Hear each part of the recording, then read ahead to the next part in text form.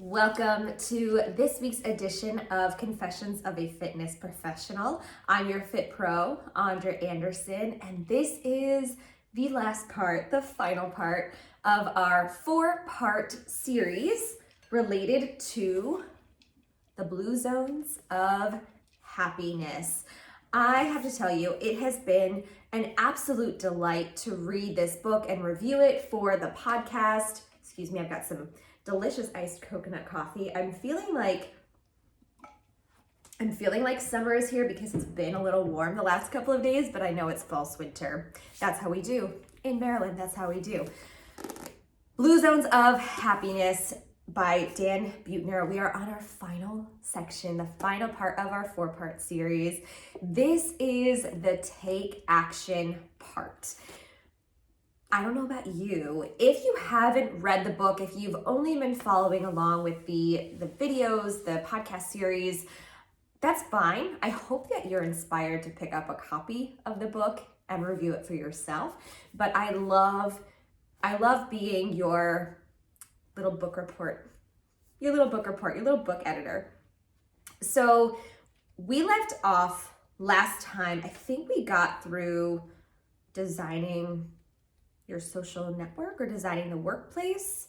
So there are 2 final sections. So the first section was introducing the concept. The second section was the case study of those different places in Denmark, Singapore, and Costa Rica, and understanding pride, purpose, and passion in those particular areas. And then the third part, and I always forget what it's called. I feel like I have to go back and look. Do you do this? Do you have to write? I'm at the point, if I don't write something down, I don't remember it and I don't know what it is. So bear with me. Happier by Design is part 3, where he goes into the community, the workplace, your social network, your home, your inner life, your finances, all of these different areas where they have discovered these are the things that can make an impression on your overall well-being, your overall happiness.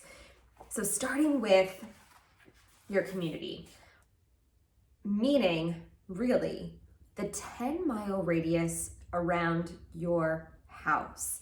I don't know where you live. I've never lived in a city. I've always lived in the suburbs or in a rural area.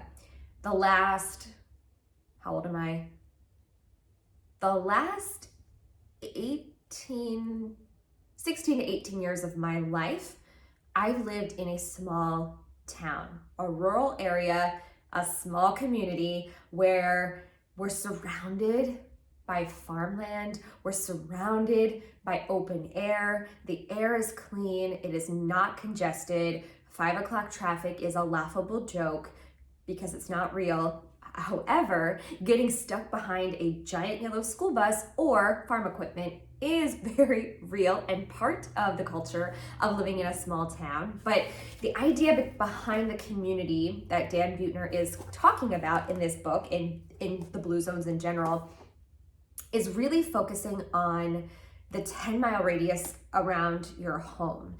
So this idea that people who live within the 10-mile radius of their home are happier overall. If you don't have a super long commute to get to work, if you are able to walk to some of your favorite places, if you are able to walk to see your 3 closest friends, that really majorly contributes to your happiness.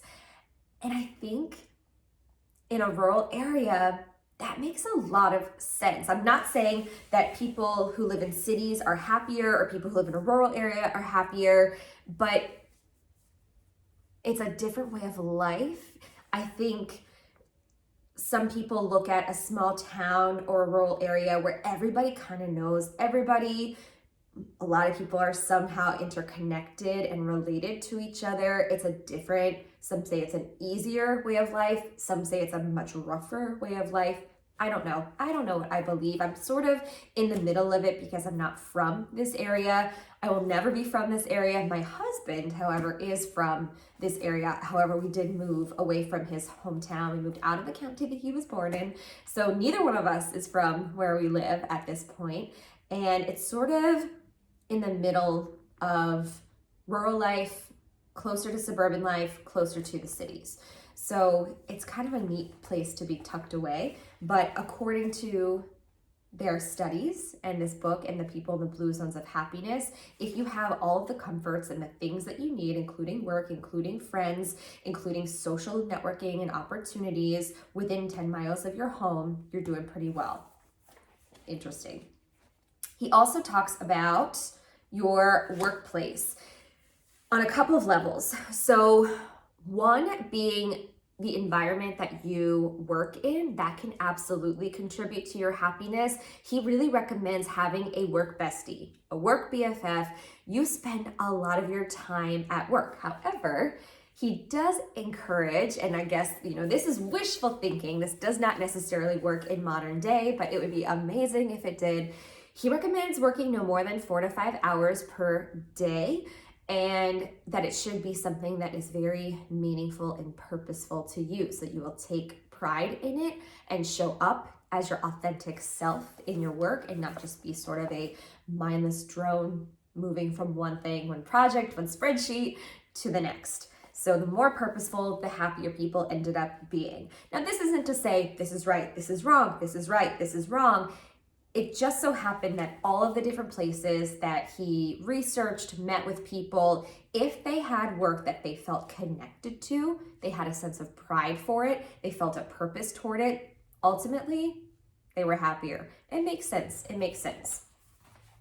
Also talks about the ideas that a workplace can take to retain their employees. So I can see, and I'm not sure if there's a spinoff, but there should be a blue zones for the workplace to really encourage managers, executives, how to create an environment where it makes it easier for people to be happy, that they want to show up to work every day, that it creates an opportunity for them to be purposeful, to be productive in their days. And if he hasn't done that yet, maybe that will be my project. That will be my life's work, helping people discover a blue zone at work. Go figure. All right, so his blueprint for happiness at work, because this is where we left off: make a bestie at work, find a job that fits you, consider your work hours. 4 to 5 seems to be the best, and also take your vacation days. In my adult world, in my adult life, I have never, knock on wood, as soon as I say this out loud, I've never personally taken a sick day. I'm not one that really gets sick. Even as a child, I wasn't a very sick child. I honestly think it's because of the fitness. When you take care of yourself, you're more aware of things. But of course, things can happen that are out of your control. I totally believe that. But I've never taken a sick day at work. I've taken vacation. I will say my first job, it was discouraged to take vacation. It was like you weren't working enough if you took all of your vacation days, to the point, and this is super toxic, but it ended up working out to my benefit. If you did not take your vacation days, they went into this bank. And when you left your job, you could pull from it as cash. So I had so many vacation days from 10 years of working that I got a check for $7,700. $7,700 worth of vacation days, time that I did not take. And toward the end of my career, I was absolutely burnt out, but I got a $7,700 check at the end of it. I don't think they do that anymore, and for good reason, because if you're encouraging people to not take their vacation, they're gonna burn out, they're gonna collect their cash, and they're gonna leave you. So there you go. He says avoid long commutes and set goals for your work. I've had some executive directors, some bosses who really encourage the setting of personal goals, but usually more often than not, they want their goals related to the work that you do, not necessarily the human. I think in my entire working life, I have had exactly one boss who cared more about me than the work. And they didn't last very long in that position because they needed somebody who cared more about the work than they did about the people, which is toxic. Moving on, designing a social network. So this goes into the concept so it wasn't really talked about in this book, but in the original Blue Zones book, there was a focus on the island of Okinawa in Japan. And something that the individuals did there was create, and I'm gonna say it wrong, it's M-O-A-I, Amoy. Oh my gosh, don't hurt me in the comments. I will say when people mispronounce something, it means that they've read it. And I would never, ever, ever be mad at somebody for mispronouncing something that they read because they read it. Reading is important. Getting off my soapbox. There's a PSA.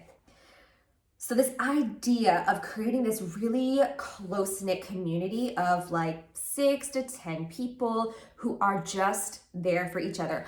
I liken this to something relatable for my generation, the cast of Friends.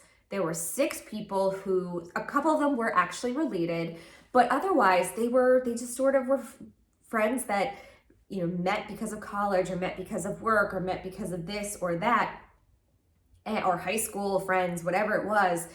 But they really loved each other. They looked out for each other. They would do anything for each other. And that's the idea of Amoy, M-O-A-I, Amoy. You look out for this group. You fiercely love them. If they need something, you're all at each other's side. I also think of it like the divine sister, the Yaya sisterhood. What is that? The divine? Oh man, that's going to bug me. The idea, the concept of the Yaya sisterhood. These 4 women with each other until the end, supporting each other. If one needs additional help, everybody flocks to them. They are with each other for the good, the bad, the ugly. They help each other get through things. They support each other and their families financially, as babysitters, all of those different things. Because if you have this tight-knit group of people, and really what it boils down to is just 3. If you have 3 people, 3 individuals in your life that you can call when you're having a bad day, you're doing pretty good. And if you're thinking to yourself, I can't even name one, I feel you. I've been there too, where I couldn't even name one person. It's okay. It can get better. We have created this world in the United States where not everybody, this is a big generalization. There are absolutely pockets and communities that are not like this, but we have made it so easy for you to be lonely, for you to be a loner, for you to be independent. My generation, the millennials, love us, love being a millennial, identify so much with it.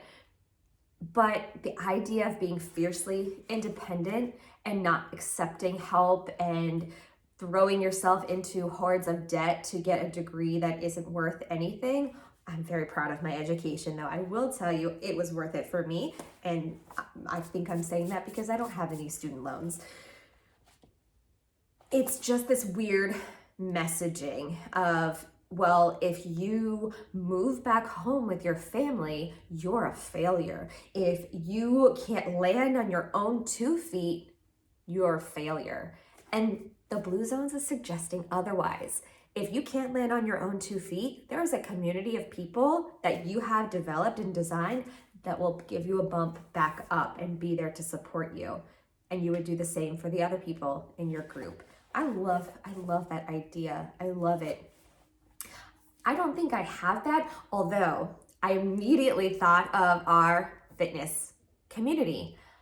We are such a tight-knit group to the point where we know a lot about each other. There were times, it really hasn't happened since COVID. I think COVID killed a lot of group fitness communities, but we would have class, and then my husband would call me 2 hours after class, oh my gosh, are you coming home? No, I'm chatting with the girls. So we would after our Saturday morning class, we'd go to the local coffee shop, rest in peace, Village Bakery. and we go get coffee and just chat it up, and so much fun. I love classes that I teach at the coffee shop because like it's right there. You get coffee after the workout and you can just hang and chat with each other. I love having people over to my house for outdoor boot camp. They'll get here early and we'll just chat about what's going on. So it's really cool. I love that we can do that. We can create that with fitness. I really believe that. Okay, then he gets into designing your home, which, fun fact, I think if I had to do it all over again, knowing what I know about myself and my interests, I would totally go for interior designing. I think I have a lot of ideas for my next career, but I love design. I love flow. I love colors. I love concepts. I love creating a focused and productive space. A lot of people come into my space that they've given me at the high school. I don't work for the high school, but I work with students at the high school, and they were gracious enough to give me an entire classroom. I created this really awesome, homey, fun, productive environment that makes you want to come in, get things done. People come into that room and write for scholarships, create applications, and get things done. And I love that. I love creating spaces. So his idea with creating your space, there's a few things, a blueprint for this. Declutter. OMG. I love editing. I love home edits. Okay, my dirty little secret is that I love watching things like Extreme Hoarders. I love it. It gives me a rush.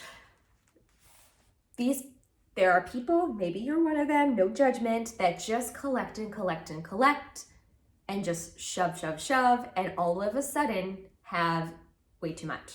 Way too much. We are absolutely a culture of too much. And I know. I think I had like 300 orders to Amazon last year. Like I was reviewing and I was like, this needs to stop. We don't need this much stuff. We really just don't need this much stuff. I'm looking over here. I'm in my studio at home, which doubles as my podcast studio and my fitness studio.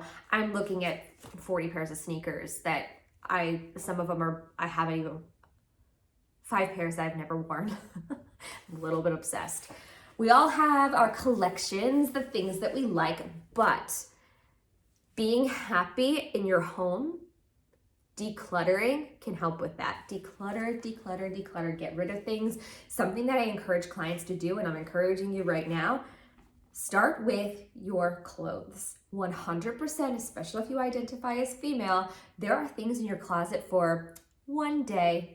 I'm even looking at my wedding dress thinking, why do I still have this? I would love to properly give it to somebody or properly dispose of it. I don't need to preserve it. Nobody else needs to wear it. It was a beautiful dress. I loved it. Actually, I think people would assume that I'd be like a bridezilla.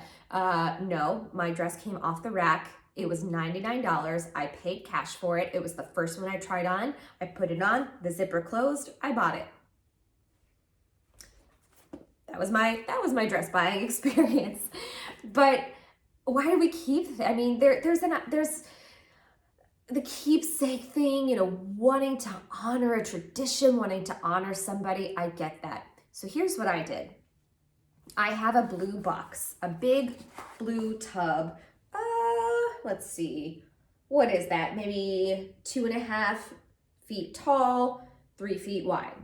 That is the Andra box. And everything sentimental since my childhood, things that I'm just not ready to give up, but really don't have a place in my home, go in there. I'll give you an example of what's in there. Oh, that would be a really fun, confession. Maybe that will be a future episode, but I'll give you an idea.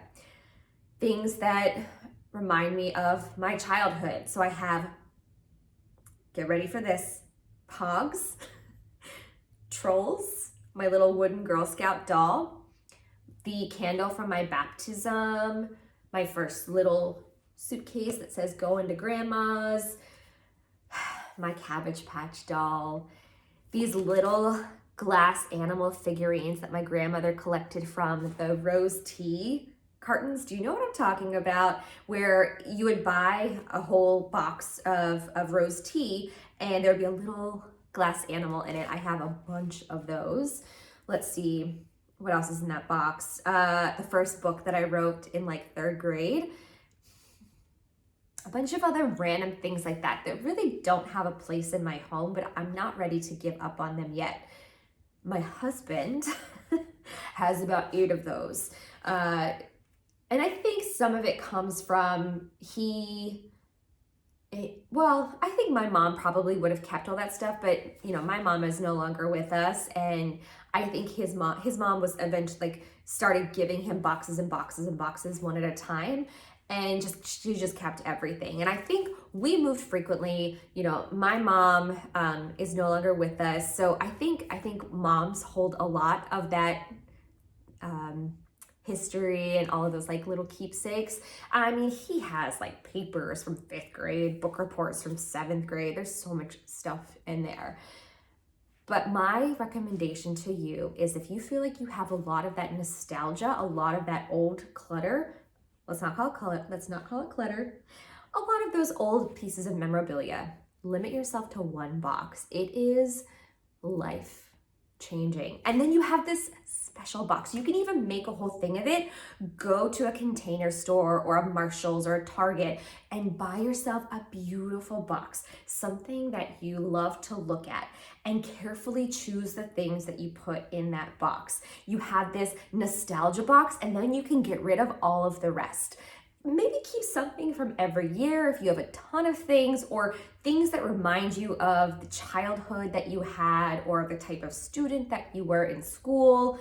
Oh, I do have my 4th grade report on Zion National Park, where my love of national parks began. That felt pretty important for me to keep, and it's super hilarious to read.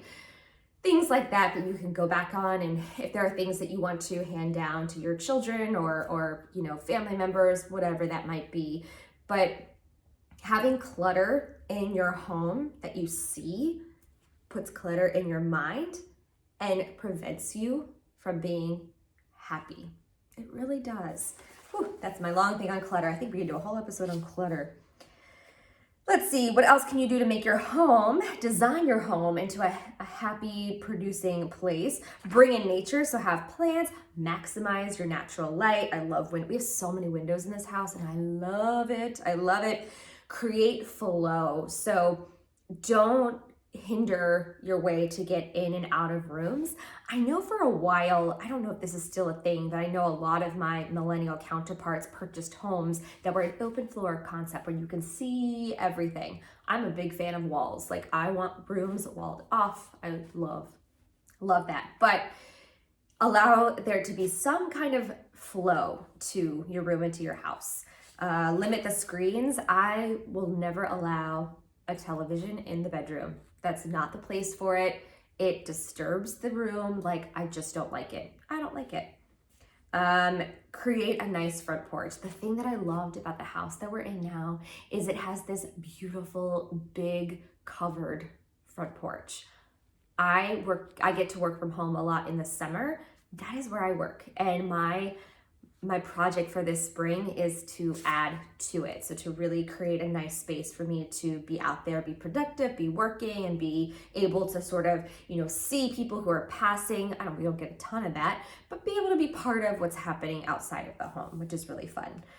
He also recommends to optimize your bedroom for sleep, to get a pet, and then this next one, okay. Maybe this is my next career. Designing financial well-being. Finances are something that prevent people from being happy because you're constantly stressed about how much money you owe, and it starts with big purchases like your car and your house. I was disturbed to learn. So one of the things that I do with my 12th graders, I bring in financial experts and we host a financial literacy series, because these are students, these are people that are being launched into the world, and they need to know about loans and credit and budgets. So we have a whole series on it. I was disturbed to learn that the average car loan right now, monthly payment, is $758. That is disturbing. Why are cars so expensive? And these aren't luxury cars. This is maybe like a little bigger than a mid-size car, maybe like a mid-range SUV, right? $758 a month for a car. If you have that hanging around your head, plus if you own a home, or even if you rent, my goodness, and all of the things that it takes just to exist, right? Another one of the series that we do for ninth graders is what it costs to live. And we've determined it's about $3,200 a month just for your basic necessities where we live. So it's more expensive in bigger cities and suburban areas. But when you're thinking about all of that constantly, it weighs down and it prevents you from being happy. So what the heck can you even do to, get control of your finances? All right, here's his blueprint. Enroll in automatic savings or an investment plan. If you don't have an investment plan or a 401k, this is your sign to go get that done. $50 for every paycheck at the very minimum.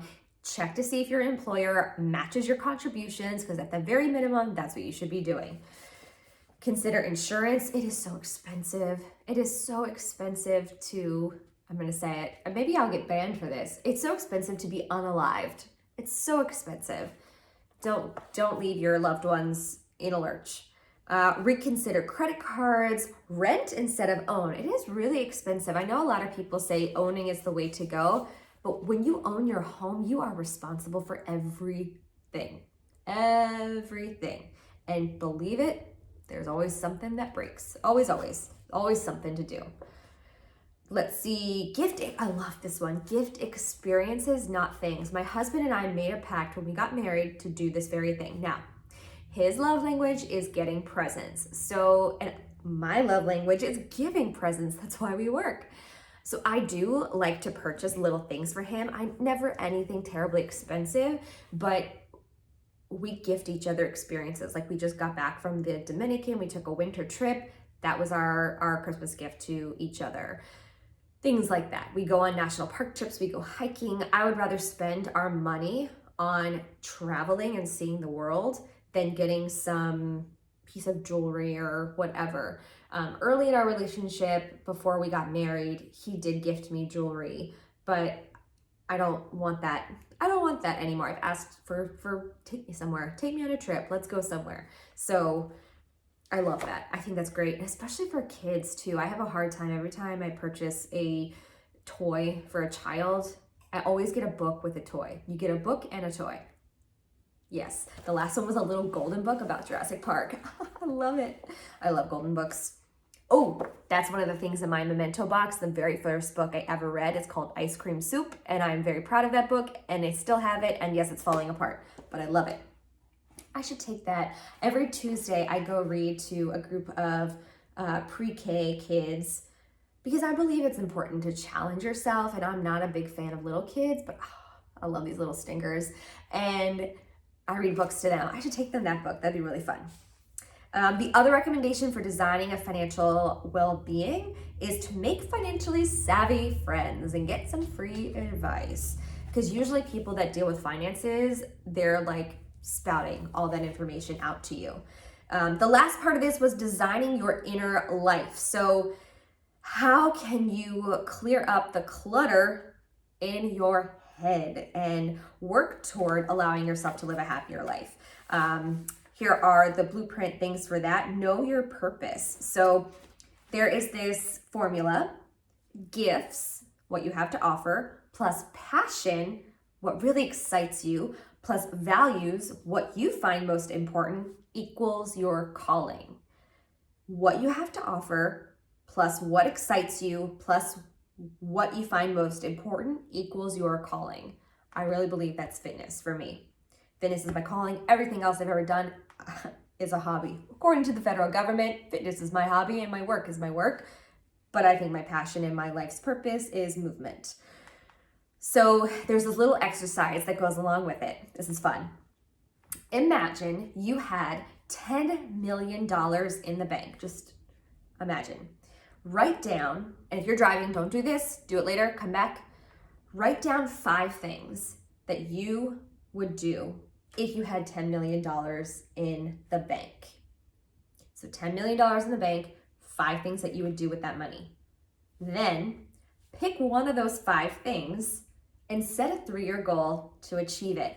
We actually did this exercise in my yoga teacher training, and Allison, if you're listening to this, I know where you got it now. I know where you got it. I mean, it's been in other works too. There's this guy, Richard Leiter, that this is actually his formula. So Dan Buettner's borrowing from it. But that was one of our exercises with YTT, this idea of designing, imagining.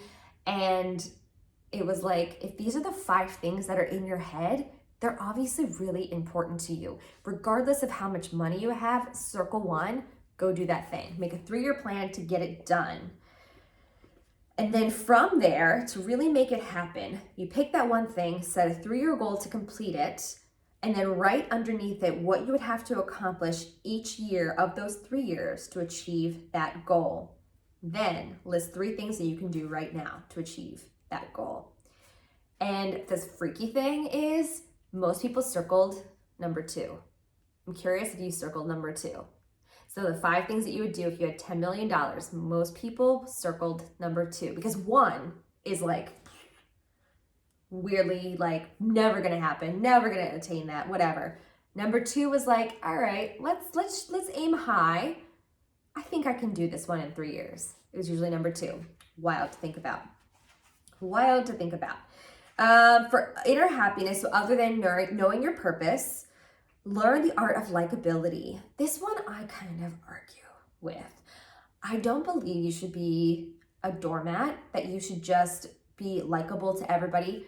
Some people will never like you, and that's just the way it is, and I honestly think that's okay. There are some people that I will probably never like. The energy, the vibe, all of those things, I just don't put myself in the same room as those people. But if you want to have inner happiness, you should learn the art of likability and know that everybody does actually have good parts to them and something to offer. But don't force yourself to be in a situation or a room with somebody if your gut's like, no. Inner happiness, focus on others. So really big into volunteering, giving your time, all of those things. This one is one of the reasons why I did the pre-K class. Get outside of your comfort zone. So my comfort is working with the big kids, working with high school kids, working with college students, working with 0 to 3-year-olds, 0 to 4-year-olds is not my comfort zone. I have 2 younger siblings. I've done all the things. I was a babysitter. I've changed diapers. I've been sneezed on the face. I've been peed on, all that stuff. So when people say, oh, you don't want kids because you've never done those things, I have.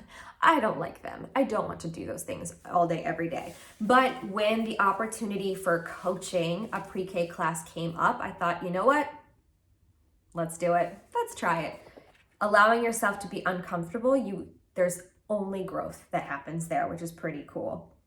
And learn meditation is the other one. Okay, so all of these things, all of this study, the last 3 episodes of this podcast series, of this book series, leads to the Power 9 of happiness. So in a previous book, Dan Buettner outlined, and if you're watching the video, I'm pulling up an image, a graphic of the 9 things, which I had a thought while I was reading this at the coffee shop.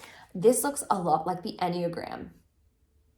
A lot like the Enneagram. And even the breakdown of where he placed all of the 9 things really corresponds to the Enneagram. I don't know, have I done a podcast on the Enneagram? If not, I got to get on that. I love it. Okay, so the 9 things. Look forward. So always have something to look forward to. All of these things are related to pleasure, purpose, and pride. Pleasure, purpose, and pride. That's what leads to happiness. So you're looking forward. You're always having goals. You learn to be likable. You sleep 7.5 hours or maybe a little more. However, I would discourage sleeping more than like 9 as an adult because I don't think you get any gains from that. Move naturally. So not just, maybe you're part of the fitness community, hey girl, hey, where you really dedicate 30 to 60 minutes a day or, several times a week to your movement. That's great. Keep doing that. Some people don't do that. So how can you move more naturally? Can you get a standing desk? Can you set a timer and do a quick 5-minute walk around the office? Can you park really far away? Can you use the stairs instead of the elevator? Can you have a garden? What can you do to move more naturally? Shape your surroundings, so design your home for better flow, more natural light, to really connect yourself to the landscape. Love someone. Love is great. Create and curate an inner circle, those 3 people that you could call in bad times. Engage. Get yourself out there. Join activities. Be part of something bigger than yourself. And the right community. So if you're feeling like this ain't it, maybe it's, and it seems like it would be really scary to do, but maybe it's just not the right place for you. And the story that I'm thinking about from this book is when there were the 2 college students that were living in some Eastern European country and not making enough money, not able to better their education, just swimming in debt. They moved to Denmark, got free education, and found that they got paid to be students, and they're living their best lives. So it might seem scary to move, but maybe that is the option. Maybe that is the option. So all of these things, these 9 things to work toward a happier version of yourself. 10 practices to leave you with as we round out this series. Prioritize friends and family. Get involved in a club, a team, or a civic or religious organization. Learn the art of likability. Just remember, some people will never like you, and it's fine. Get at least 30 minutes of physical activity or exercise daily. Focus on the happiness of others, so volunteer, something bigger than yourself. Make a bestie at work. Monitor your health. Live together with someone, but choose the right partner. Savor life in the moment or anticipation of positive future events. I love always having something to look forward to. That gets me going. Set meaningful goals and monitor your progress. I absolutely loved reviewing this book. I loved doing it for the podcast. It definitely reminded me of an AP class like book report, like a higher level book report where you pull in examples. I really want to do more. So this is absolutely not the last time we will talk about the blue zones. It is in this capacity the last time we'll talk about it like a book report, but I'm already noodling and thinking of ways to incorporate the Power 9 and ways to engage the community with this idea of the Power 9, the blue zones of happiness, and just the blue zones in general. I'm thinking about a little local challenge. One thing that I'm pretty guilty of since moving to where we are now, I'm not very involved in this local community. I work somewhere else. I spend time elsewhere. So I want to do better. I want to be more engaged within the 10-mile radius of where I live. So that's on my list. I want to do more to keep supporting local. That was a big part of why I started blogging in the first place, was like understanding my local environment and learning to live more locally. And I want to rediscover the passion and drive for that. So those are my goals related to this book. Thank you so much for joining me for this series, for allowing me to get nerdy and booky with you. And I hope that some of it is helping. I hope that you take some of it to heart. I hope that you read this. Go check it out. Or check out Living to 100 on Netflix. There is a new Netflix series that is related to the Blue Zones by Dan Buettner. It's a fascinating watch. And let's go live life. Thanks, y'all. I'll see you next time.